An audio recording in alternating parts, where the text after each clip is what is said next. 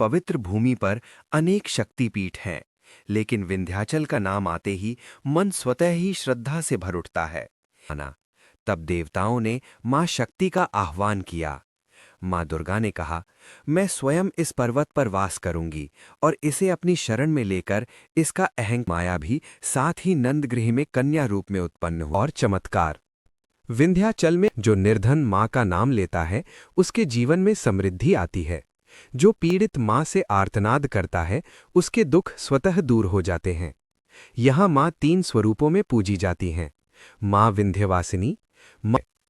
एक गरीब स्त्री रोज दूर गांव से पैदल चलकर मां के दर्शन करने आती थी। उसके पास न चढ़ावा था।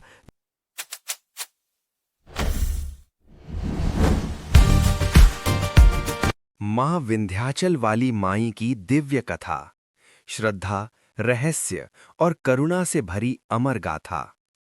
भारत की पवित्र भूमि पर अनेक शक्तिपीठ हैं, लेकिन विंध्याचल का नाम आते ही मन स्वतः ही श्रद्धा से भर उठता है।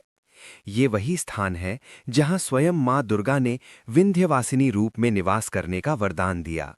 कहा जाता है, जो मां विंध्याचल वाली के दर पर सच्चे मन से आता है वो खाली हाथ नहीं लौटता। विंध्य पर्वत और मां का प्राकट्य। प्राचीन काल में विंध्य पर्वत अत्यंत अहंकारी हो गया था। वो स्वयं को हिमालय से भी महान मानने लगा।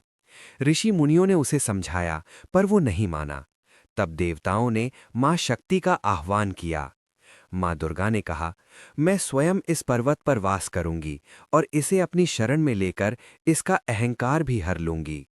यही कारण है कि मां को विंध्यवासिनी कहा गया, अर्थात विंध्य पर्वत पर वास करने वाली शक्ति। कंस का अत्याचार और देवी का अवतार। मथुरा का राजा कंस अत्यंत अत्याचारी था। आकाशवाणी हुई, हे कंस, देवकी का 8वां पुत्र तेरे विनाश का कारण बनेगा। कंस भयभीत हो गया और उसने देवकी की संतानें मारनी शुरू कर दीं। जब 7वीं संतान रोहिणी के गर्भ में स्थानांतरित हुई और 8वीं संतान के रूप में भगवान श्री कृष्ण का जन्म हुआ, तब योग माया भी साथ ही नंदगृह में कन्या रूप में उत्पन्न हुई। जब कंस उस कन्या को मारने दौड़ा तो वह उसके हाथों से छूटकर आकाश में विलीन हो गईं और बोलीं, मूढ़ कंस, तेरा काल जन्म ले चुका है। मैं अब विंध्य पर्वत पर निवास करूंगी और विंध्यवासिनी कहलाऊंगी। यही कन्या आगे चलकर मां विंध्याचल वाली माई बनी। मां का दरबार और चमत्कार। विंध्याचल में मां का मंदिर आज भी जीवंत शक्ति का केंद्र माना जाता है। कहा जाता है, जो निसंतान दंपत्ति सच्चे मन से मां से प्रार्थना करता है उसे संतान सुख प्राप्त होता है। जो निर्धन मां का नाम लेता है उसके जीवन में समृद्धि आती है। जो पीड़ित मां से आर्तनाद करता है उसके दुख स्वतः दूर हो जाते हैं। यहां मां 3 स्वरूपों में पूजी जाती हैं। मां विंध्यवासिनी, मां काली खोह, मां अष्टभुजा।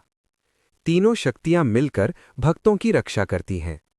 राजा और साधु की परीक्षा। एक समय की बात है, मां ने कहा, अहंकार ही मानव का सबसे बड़ा शत्रु है। जो शरण में आए मैं उसे क्षमा करती हूं। राजा उसी क्षण स्वस्थ हो गया। भक्ति की जीत। विंध्याचल में आज भी एक कहावत कही जाती है कि मां वहां नहीं देखती कि तुम कौन हो, मां ये देखती है कि तुम्हारा मन कैसा है।